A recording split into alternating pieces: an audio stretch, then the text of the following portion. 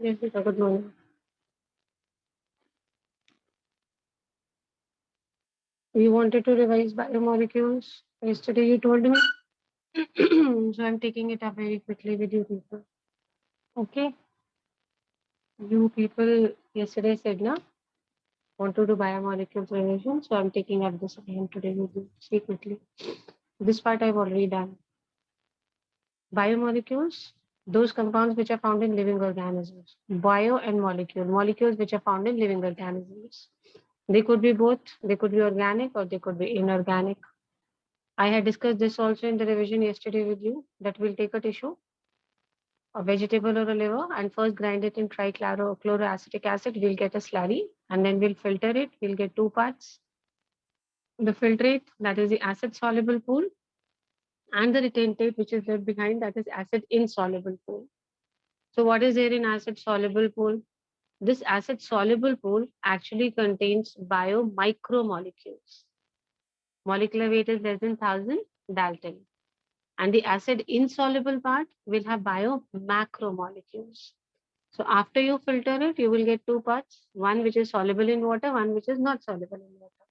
So the one which is soluble is actually biomicromolecules, micro, smaller in weight, less than 1000 Daltons. And these ones which are acid insoluble are actually macromolecules. So the main difference we got, this is less than 1000 Daltons, this is greater than 1000 Daltons, this is acid soluble, this is acid insoluble. Okay, remember these two differences. Yesterday I told you, weigh a living tissue with water, it's called wet weight. And when you evaporate all the moisture present in it and take the weight, then this is known as dry weight. When you fully burn it, obviously all the carbon will get oxygen, they'll form CO2, they'll leave, they're volatile, and then what is left behind is ash. Ash contains what? Calcium, magnesium, sodium, potassium, all inorganic compounds like sulfate, phosphate, etc. This part also we had revised yesterday. Taking up quickly those things which we have already revised. Comparison of living and non-living matter. See, this you don't have to learn. Let's come to this. Biomicromolecules, we have already done. Less than 1000 Dalton.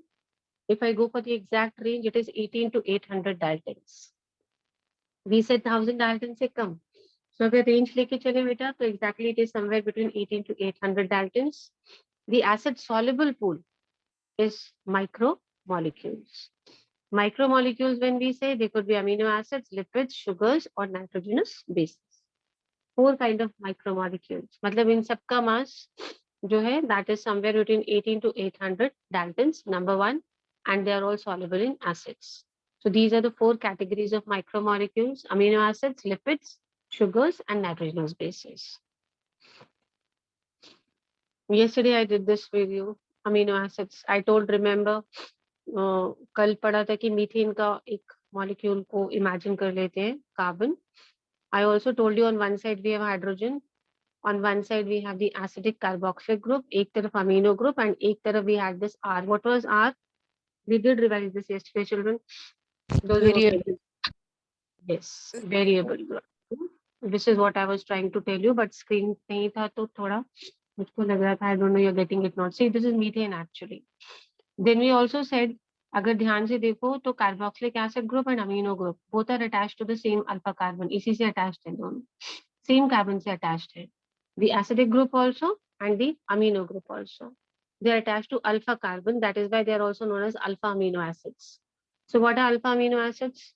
दोनों के दोनों main groups देखो, अगर आप नाम देखो तो बेटा एक अमीनो ग्रुप और एक एसिड ग्रुप, नाम से ही पता चल जाएगा. अमीनो एसिड यानी एक तो अमीनो ग्रुप अटैच्ड है कार्बन से, ये रहा हमारा अमीनो ग्रुप, एंड एक एसिड ग्रुप अटैच्ड है, ये रहा एसिड ग्रुप.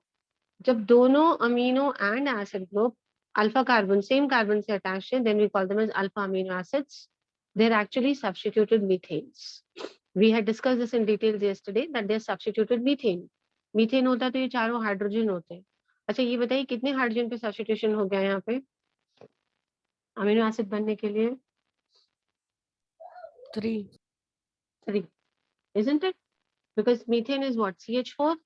तो ये हाइड्रोजन तो अभी वैसे ही है, यहाँ पे अमीनो लग गया, यहाँ पे एसिडिक ग्रुप है, यहाँ पे वेरिएबल ग्रुप आ गया, तो ऑब्वियसली 3 पे हो गया. सो दे आर सब्स्टिट्यूटेड मीथेन्स. ये देखो बेटा, अब एक जगह अमीनो है, एक जगह एसिडिक ग्रुप है, एक जगह हाइड्रोजन है। R is a variable group, just now your friend told you variable, यानी ये चेंज होता रहेगा। We yesterday discuss how many kinds of amino acids are there, how many Acid types of, amino acid, नहीं total number बेटा, around 20। 20। तो ये 20 कहाँ से बन गए? देखो बेटा, नाम अमीनो एसिड है तो अमीनो और एसिड ग्रुप तो होना ही पड़ेगा, ये तो जाएगा नहीं। सो ये रहा हमारा अमीनो ग्रुप, ये रहा हमारा, ये चेंज हो जाएगा। सपोजिंग वेरिएबल ग्रुप में आर वाला जो ग्रुप था, यहाँ पे एच लग गया तो आपका अमीनो एसिड बन गया ग्लाइसिन। यहाँ पे मिथाइल ग्रुप लग गया, इफ यू सी CH3 तो एलानिन हो गया, CH2OH लग गया तो सेरीन हो गया। इतना डिटेल में नहीं जा रहे, बस इतना याद रखना है कि जो वेरिएबल ग्रुप है, यहाँ पे जो जो चेंज होता जाएगा, according to that you will get different types of amino acids. Amino acids, we know 20 types of amino acids are used in protein synthesis. Amino acids are of 3 types. Yesterday we had discussed this. ये देखिए, acidic amino acids, basic amino acids and neutral amino acids. इसको कैसे समझेंगे? देखो यहाँ पे acidic amino acid for example is glutamic acid. ये देखो बच्चा, 2 acidic groups हैं हमारे यहाँ पे।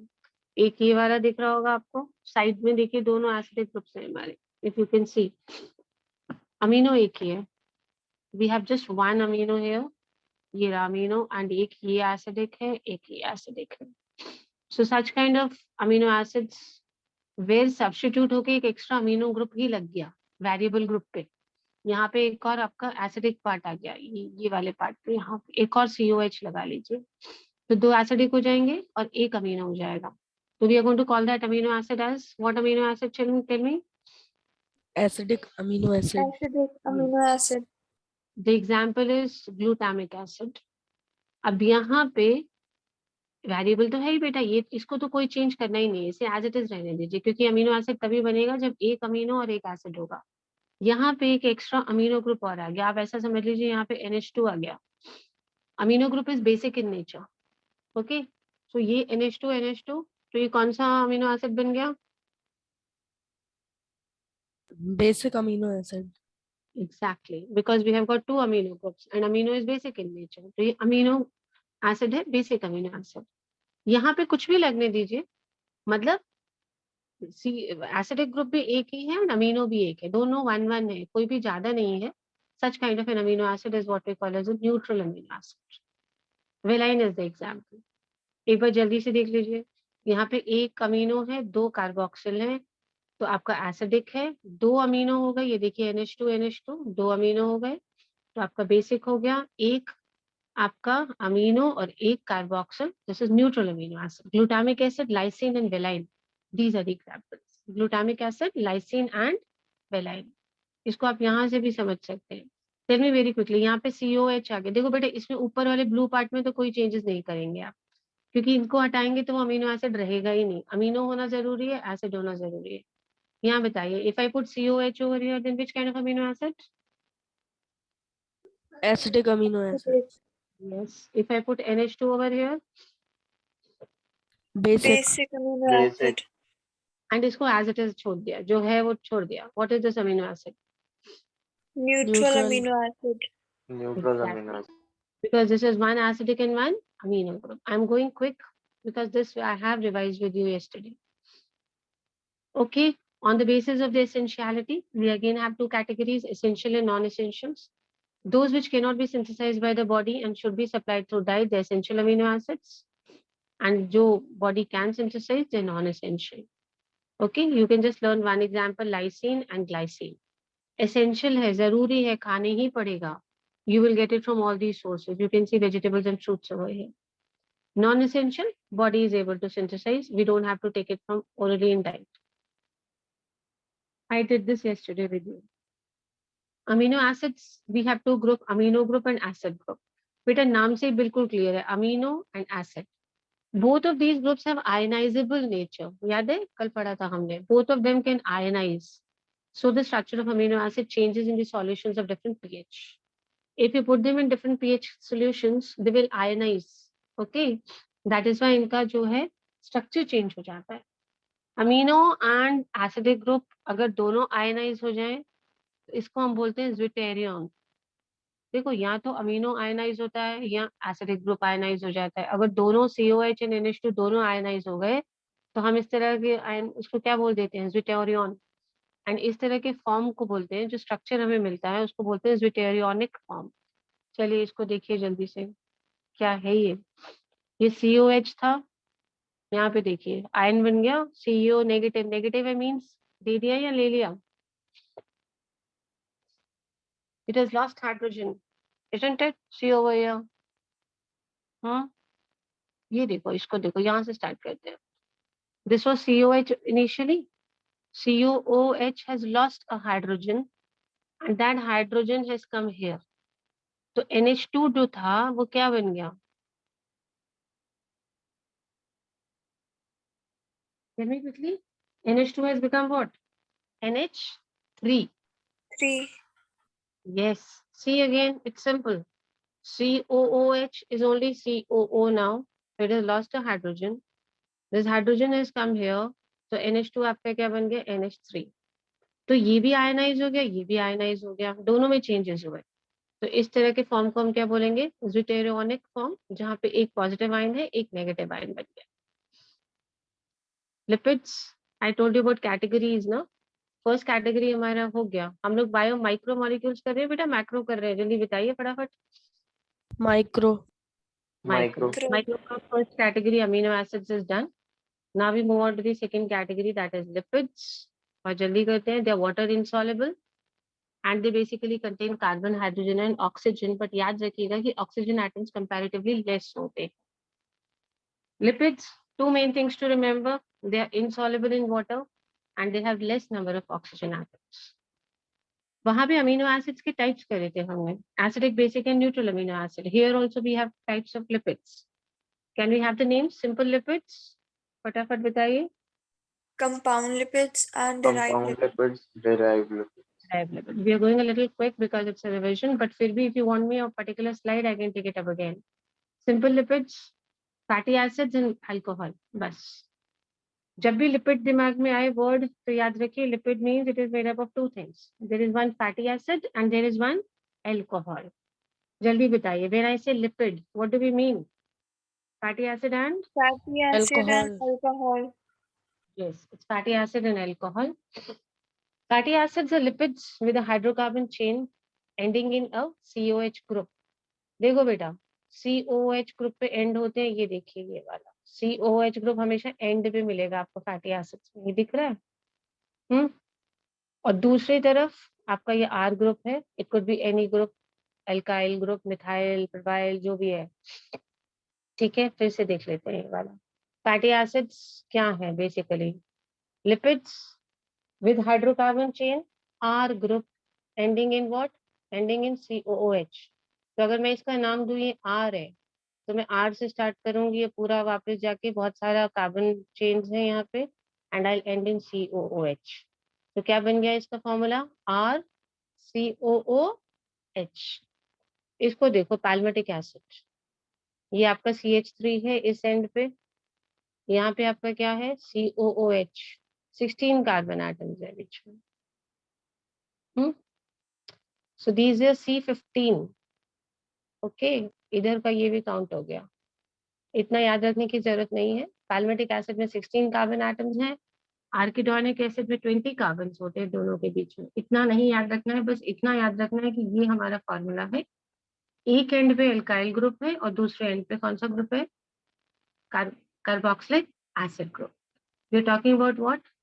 Fatty acids. Now types of fatty acids, saturated and unsaturated. Saturated single bond वाले, जिनके भी बीच में सिंगल बॉन्ड होता है, ये देखिए कार्बन के बीच में, ये सारे के सारे, like example stearic acid, it is a single bond, then these fatty acids are known as saturated fatty acids. अब इधर देखो, if you have a double bond, one or more then one है तो भी उसको हम अनसैचुरेटेड मानेंगे। Stearic and पैल्मेटिक ये सब शायद सोप फॉर्मेशन में पढ़ा होगा 9th या 10th में, these acids. Saturated fatty acids single bond है बेटा, ये देखो याद रखिएगा। एंड अगर डबल बॉन्ड आ गया, अगर एक भी डबल बॉन्ड है तो भी हम उस एसिड को क्या बोल देंगे, unsaturated. I think saturated unsaturated compounds class 10 carbon and compounds में शायद पढ़ा होगा। डबल एंड ट्रिपल बॉन्ड्स को हम अनसैचुरेटेड कैटेगरी में डाल देते हैं बेटा, एंड सिंगल बॉन्ड वाले कौन से होते हैं? Saturated. Saturated. So exactly same criteria we'll have. If it has a single bond in the carbon atom, it's saturated. If it has double bond, it's unsaturated. Now let's move on to simple lipid. Example is glycerol. See, this is a simple lipid. क्या होता है ये? Fatty acids are esterified with glycerol through ester bond, forming monoglycerides, diglycerides, and triglycerides.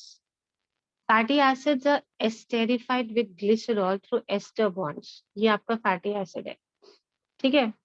अब ये देखो, glycerol तो है ही है। अगर ग्लिसरॉल में वन फैटी एसिड कंबाइन हो रहा है तो हम इसको बोलेंगे monoglyceride. What is it called? Mono. Glyceride. पहले तो ग्लिसरॉल को देख लीजिए, ये ग्लिसरॉल का स्ट्रक्चर होता है, ठीक है। 3 OH होते हैं, पहले इतना समझ लीजिए बस। If I say glycerol, it's tri hydroxy, so I am going to have 3 hydroxy groups and it is propane. Okay, चलिए 3 carbon atoms on your screen, बस इतना याद रखिए 3 हाइड्रोक्सी होते हैं इसमें। अब ध्यान से देखना, 2 OH बचे, यानी 1 OH पे फैटी एसिड आ गया। इतना ज्यादा डिटेल में जाओ ही मत, स्ट्रक्चर से समझ में आ जाएगा। ये हमारा ओरिजिनल स्ट्रक्चर है बेटा ग्लिसरॉल का। कितने OH ग्रुप्स हैं, कितने हाइड्रोक्सी हैं? 3. 3। अब इस वाले में देखो, 2 तो हाइड्रोक्सी बचे, 1 पे फैटी एसिड कंबाइन हो गया, तो ये ग्लिसरॉल तो था ही, इसमें 1 फैटी एसिड आ गया, तो ये किसका स्ट्रक्चर है? मोनोग्लिसराइड, डाई और ट्राई? मोनोग्लिसराइड। मोनोग्लिसराइड। अब इसमें हमें सिर्फ 1 OH दिख रहा, इसका मतलब बाकी दोनों पे फैटी एसिड्स आ गए, यानी कितने fatty acids? 2 fatty acids combine हो गए। So this is which glyceride? Diglyceride.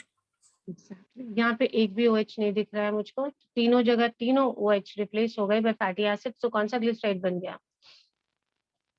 Triglyceride. Triglyceride. Is it okay?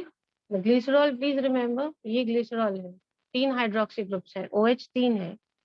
अगर 1 OH की जगह फैटी एसिड आ गया तो आपका क्या बन जाता है? Monoglyceride. 1 glycerol plus 1 fatty acid. देखो 2 OH बचे हुए हैं, यहाँ पे एक ही OH बचा है, यानी 2 फैटी एसिड आ गए, तो डाइग्लिसराइड, और 3 OH हट गए, तो ये कौन सा ग्लिसराइड बन गया? ट्राइग्लिसराइड। ओके, सिंपल, ट्राइग्लिसराइड बन रहा है ये, ठीक है। R1 R2 R3 fatty acids हैं, इतना स्ट्रक्चर पे नहीं जा रहे, हम लोग को बस इतना पता चल गया है कि यहाँ पे 3 फैटी एसिड्स हैं, R1 R2 R3 नाम दिया है। यहाँ पे देखिए R1, how many fatty acids are combining to glycerol? 1. 1 R1 लिखा है बेटा। यहाँ पे कितने हैं? 2. 2 एंड लास्ट वाले में 3 3. सो ग्लिसराइड्स कुछ नहीं है, ग्लिसरॉल में जब फैटी एसिड्स कंबाइन कर गए तो they form what? They form glycerides. Okay, अब एक फैटी एसिड अगर ग्लिसरॉल में लग गया तो मोनो, 2 हो गए तो डाई, नहीं तो triglyceride. See this, these were simple lipid. Simple lipid समझ में आ गए? सिंपल लिपिड्स की 3 कैटेगरीज हमने कर ली, एक बार जल्दी से देख लेते हैं। Lipids, we did simple lipids we are doing, ठीक है। सिंपल लिपिड्स में हमने ये समझा था, कितने टाइप्स देख लिए थे? Mono, di and tri. अब हम पढ़ते हैं कंपाउंड लिपिड्स के बारे में। Fatty acids and alcohols with additional group. देखो बच्चे डिफरेंस समझो, सिंपल लिपिड्स में सिर्फ क्या था? Alcohol and fatty acid. Glycerol क्या यस होता है? मैम। बेटा ग्लिसरॉल अल्कोहल होता है ना। What is glycerol? Alcohol. Okay, तो सिंपल लिपिड्स में क्या हो रहा था? ये अल्कोहल था, ग्लिसरॉल है ये। ग्लिसरॉल क्या होता है? अल्कोहल है। अल्कोहल में एक फैटी एसिड, सिर्फ एक फैटी एसिड ऐड ऑन हो रहा था, तो ये सिंपल लिपिड्स थे। कंपाउंड लिपिड्स में देखिए क्या होगा। कंपाउंड लिपिड्स में एक तो हमारा अल्कोहल के साथ फैटी एसिड तो पहले से एडेड है, ये एक और चीज भी ऐड हो गई, एक एडिशनल ग्रुप भी ऐड हो जाएगा। तो हम उसको क्या बोल देंगे, compound lipids. What are we going to call it as, compound lipids. अच्छा इसको देखिए, अगर ये सिर्फ फैटी एसिड और ग्लिसरॉल होता तो ये सिंपल लिपिड होता है या कंपाउंड लिपिड होता? Simple lipid. Simple lipid. लेकिन इसमें फॉस्फेट भी ऐड हो गया, एक एडिशनल ग्रुप ऐड हो गया, तो ये कौन सा लिपिड बन गया? Phospholipid. Com- compound lipid. Compound lipids. Okay, please understand बहुत सिंपल सा डिफरेंस है सिंपल एंड कंपाउंड लिपिड्स में। ये हमारा अल्कोहल ग्रुप है, ग्लिसरॉल है मतलब अल्कोहल है। अगर अल्कोहल के साथ फैटी एसिड जुड़ रहा था, चाहे एक जुड़े या दो जुड़े या तीन जुड़े, उससे कोई फर्क नहीं पड़ता है, सिर्फ फैटी एसिड ऐड ऑन हो रहा है, तो हमारे बनते हैं सिंपल लिपिड्स।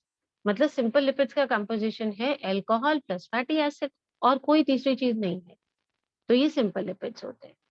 लेकिन अल्कोहल भी है, फैटी एसिड्स भी हैं, और उसके अलावा एक और एडिशनल ग्रुप आ गया कोई सा, like for example this we have taken phosphate आ गया।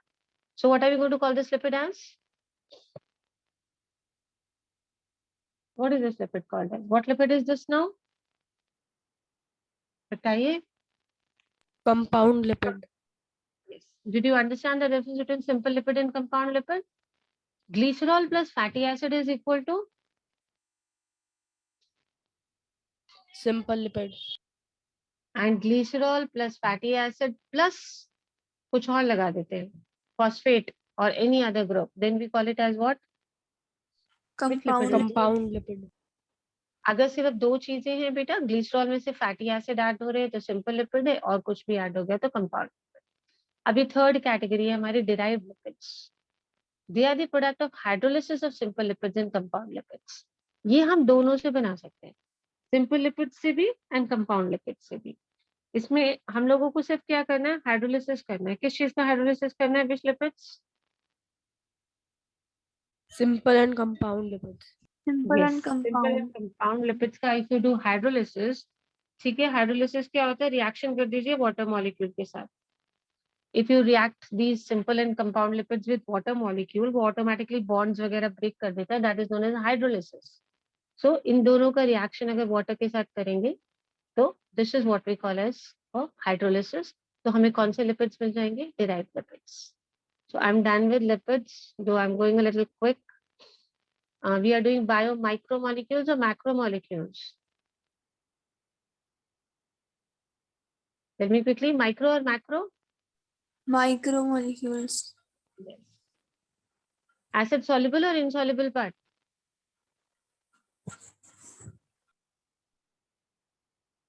माइक्रोमोलिक्यूल्स और एसिड सॉल्युबल और acid insoluble. Soluble. Soluble.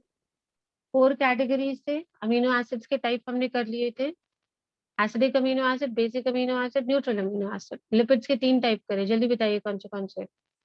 Simple, simple, compound, and compound and derived. If it is only fatty acids and glycerol and alcohol, then it is, simple lipid. yes. If it is fatty acid, alcohol and an additional group, then it is, Compound lipid. Compound lipid. and beta hydrolysis कर देंगे simple and compound का, तो कौन से lipids मिलेंगे? Derived Derived lipid. lipid. That is all. So we have done 2 categories of this micromolecules. I think आराम से हम लोग micromolecules इस period में खत्म कर सकते हैं. Macro we can take up in the next class. Okay, lipids are done. Now we'll move on to the third category of micromolecules, that is sugar. Since I'm not teaching, I'm revising, I'm going a bit quick. Sugars. Sugars are water soluble carbohydrates. Ratio ये रहता है 1:2:1. इसमें ज्यादा कुछ याद नहीं रखना, बस ये याद रखना, they are water soluble. Ratio carbon, hydrogen, oxygen का it is 1:2:1. Example you have, this is glucose and this is ribose. Main 2 sugars, glucose sugar and ribose sugar. और कुछ नहीं है आपके सिलेबस में.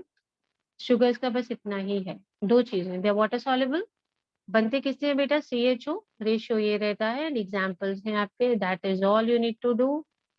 चलिए अब नाइट्रोजनस बेसिस पे आते हैं।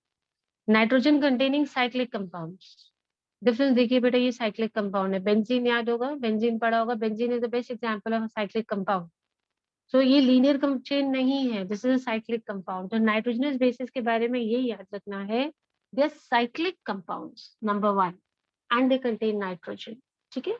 Nitrogen containing cyclic compounds are called nitrogenous bases. And where will you find them? You will find them in nucleic acids. DNA and RNA में मिलेंगे. We have four kinds, two main categories, sorry, purines and pyrimidines. Purines में adenine and guanine, and pyrimidines में cytosine and thymine. थोड़ा बहुत ये bases के बारे में पहले तो नहीं पढ़ा ना बिल्कुल भी? Yeah, have you read it somewhere? No? इतना भी नहीं बताते आप. Adenine, guanine, AG. Purines are what? AG. जल्दी याद करिए. What are purines? AG. And pyrimidines are CTU. What are pyrimidines? CTU. CTU. And purines क्या थे बेटा? AG. AG. Adenine and guanine, and वो CTU. फॉर्मूला बना के याद कर लीजिए.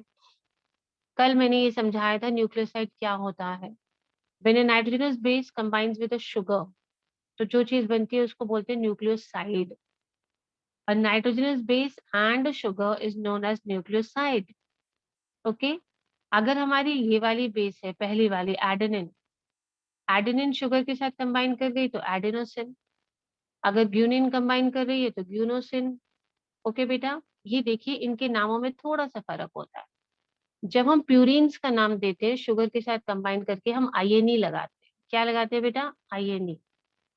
देखो यार, this is adenosine, this is what? Guanosine. Cytosine plus sugar gives you, यहाँ पे डीआईएनई लगता है. डिफरेंस देखिए. इनके साथ जब नाम बनाएंगे तो आईएनई लगाएंगे, और यहाँ पे क्या लगाएंगे?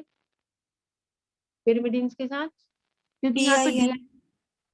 बहुत सिंपल है. नाम से देखिए यहाँ पे आईएनई लगेगा. प्यूरिन्स में लास्ट में क्या है? INES, तो हम ये लगा देंगे. पिरिमिडिन्स के लास्ट में है DINES, तो हम लोग ये वाला लगा देंगे. इसके 4 लेटर्स लेते हैं, इसके 5 लेटर्स लेते हैं. अच्छा, what was the formula of purines we just did? AG. AG. And purines में डी तो आता नहीं है, इसका मतलब हम INES लगा देंगे लास्ट में.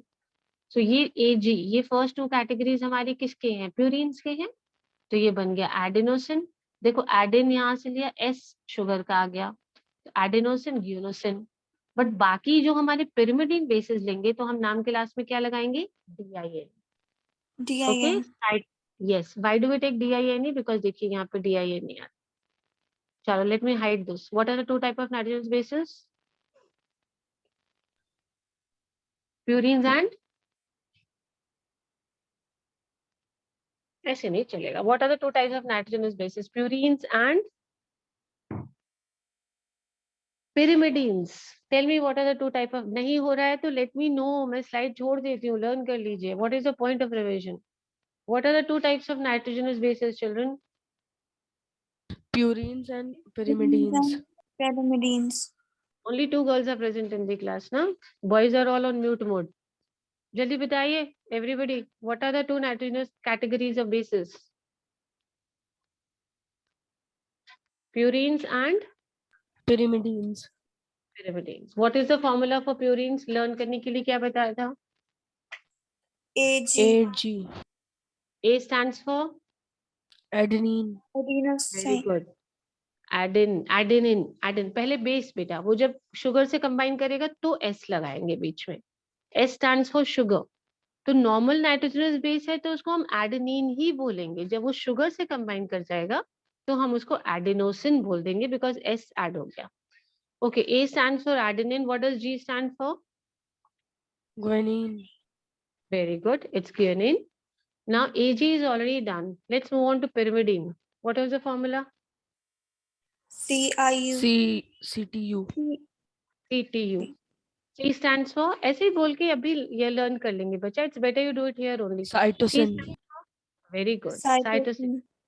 T stands for Thymine. thymine. Very good. And last one is U. It stands for Uracil. very uracil. चलिए फिर से करते हैं. 2 broad categories of nitrogenous bases. Nitrogenous base मतलब एक साइक्लिक कंपाउंड जिसमें नाइट्रोजन है, found in DNA and RNA. Now tell me, purines and pyrimidines. Purines का फॉर्मूला क्या था बच्चा? AG. AG. What does A stand for? Adenine. Adenine. And what does G stand for? Guanine. Urine. Second category is pyrimidines. The pyrimidines, we have what formula? CTU. Yes. C stands for? Cytosine. Cytosine. T stands for? Thymine. Yes, it is thymine. And U stands for? Uracil. Uracil. Now, when these nitrogenous bases will combine with the sugar, हम इसको बोलते हैं nucleoside. What is it called? Nucleoside. Exactly. Now remember, एक एक करके कर लेते हैं. फर्स्ट वाला आपका नाइट्रोजनस शुगर था, Ag वाला करते हैं. Ag वाले में INE लगता है. तो adenine plus sugar will give you क्या बनेगा? Adenosine. Very good. Adenosine. SINE. Very good बच्चे, SINE लगाइए बस. Adenosine. And G with sugar? Guanosine. Unosine. यूनोसिन. Now let us move on to pyrimidines. pyrimidine बोलते हैं तो DINE आता है pyrimidine बोलने में. तो just keep in mind that. Formula क्या था बेटा pyrimidines का? CTU. CTU. तो चलिए C को शुगर के साथ कंबाइन करिए. Cytosine plus sugar. Cytidine. Very good. Cytidine. Then T stands T with sugar. Thymidine. Thymidine. Yes. And U with sugar. Uridine. Yes, exactly. Not much difficult if you understand the secret behind the naming. Simple है बेटा, बिल्कुल. देखिए, ये sugars से. So what I was trying to tell you is कि when a nitrogenous compound links with a sugar, तो क्या बनता है बेटा? क्या बनता है? Nitrogenous compound plus sugar is? Nucleoside. Nucleoside. Yes, nucleoside. These names you have already given me. Okay. Now let's move on to nucleotides. Nitrogenous base plus sugar and phosphate group is attached to it, तो वो बन जाता है nucleotide. क्या बनेगा बच्चा? Nucleotide. That is all you need to remember. इतना detail में नहीं जाना है. Now simply tell me, nitrogenous base plus sugar is equal to? Nucleoside. Nucleoside. Nitrogenous base plus sugar plus phosphate group. Nucleotide. Nucleotide. It is nucleotide. Very good. So nucleotides, we have already talked that we find these bases in DNA and RNA. Okay. So we are done with biomolecules का part, not the macromolecules. Macro अभी बच जाता है. इस पे वापस चल रहे हैं हम लोग. I have been very, very quick, but I cannot help it. I want to finish the revision with you with this chapter. ये देखिए. All the 4 categories are done. Okay. We still have 5-6 minutes. Let me take it up very quickly. The word biomicromolecules means molecules which are found in what? Organic compounds. Very good. अब आप revise करिए. You'll feel confident about micro. Next period we'll take up macro. Okay, बच्चा. Now, when we need to do the composition check करते हैं, we take a piece of a leaf or we take a piece of a liver from an animal's liver का part, and सबसे पहले इसको grind करते हैं with what? Trichloroacetic acid. Exactly, trichloroacetic acid. उसके बाद हमें फिल्टर कर लिया तो 2 पार्ट मिलेंगे, acid soluble and acid Insoluble. Insoluble. जो acid soluble पार्ट मिल रहा है वो माइक्रो मॉलिक्यूल्स हैं या मैक्रो हैं? Micro. माइक्रो. तो अभी तो हम लोग सिर्फ माइक्रो से मतलब रखते हैं. So let us study about micro molecules. Micro molecules basically, you already told me they're acid soluble and the molecular weight ranges between what to what? 18 to 800 18 Dalton. to 1800 Dalton. 18 to 1800. 800. 800. 800 because हमने पढ़ा था 1000 Dalton से कम होना चाहिए. So it's somewhere 800 Daltons. We are done with this. Okay. Now tell me the 4 categories of micromolecules? Amino Jaldi se. acid, lipids, Amino sugar acid, and lipid, nitrogenous sugar and bases. nitrogen bases. Let me revise amino acids with you. The name itself tells amino and acid. तो ये substituted methane है. Amino acid is what? It's a substituted methane. I'll tell half, you people will tell half. In methane, on one side we have a hydrogen atom, उसका substitution नहीं हुआ है. बाकी तीनों atoms पे substitution हो गया है. Tell me what are the substitutions on these places very quickly. I'm Amino talking group, Amino group, acid acidic group and variable aldehyde group. Excellent. Amino group, acid group, and a variable group. So we have different types of amino acids. So how do we get different type of amino acids? Which group keeps on changing its substituents? R group. variable group. Variable group. Excellent. So do you think my statement is correct that amino acids are substituted methanes?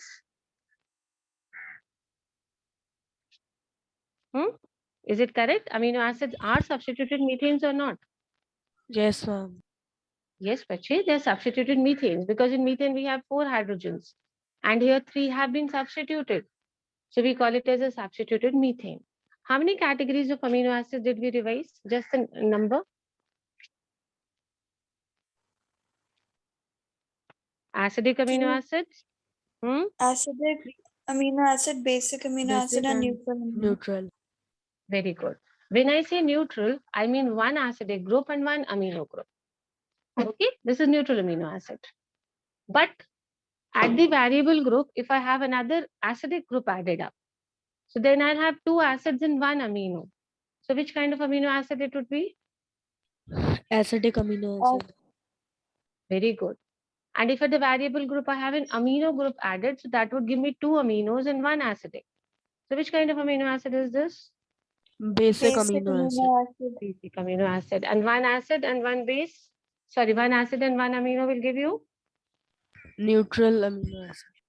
Neutral amino acid. Very good. So this is all we know about amino acids. The first category I have seen you people are answering nicely. Now we'll move on to lipids. Water insoluble and contain less number of H atoms. Oxygen atoms. Oxygen Yes. atoms. Very good. So we are talking about lipids, simple lipids, unsaturated and saturated. If there's a single bond, then we call them as? Saturated. Saturated. Even if we have a single double bond, then we're going to call it as? Unsaturated. Unsaturated. Categories of lipids, we have simple lipids and we have which lipids? Compound lipids. and derived lipids. and derived Okay. lipids. If it is a combination of only fatty acid and an alcohol, then it is called as? Simple Simple lipid. lipid. Very good. Fatty acid, alcohol and an additional group. Compound lipid. Compound lipid. Very good. So this is it. If there is a combination of 1 glycerol and 1 fatty acid, then it becomes? Monoglyceride. Monoglyceride. And if we have 1 glycerol and 3 fatty acids, then? Triglyceride. Triglyceride. Achha, all these glycerides are examples of simple lipids or compound lipids? Simple lipid. Simple lipid. Yes, beta, they are simple lipids because सिर्फ 2 ही groups हैं हमारे पास, एक glycerol है और एक fatty acid है.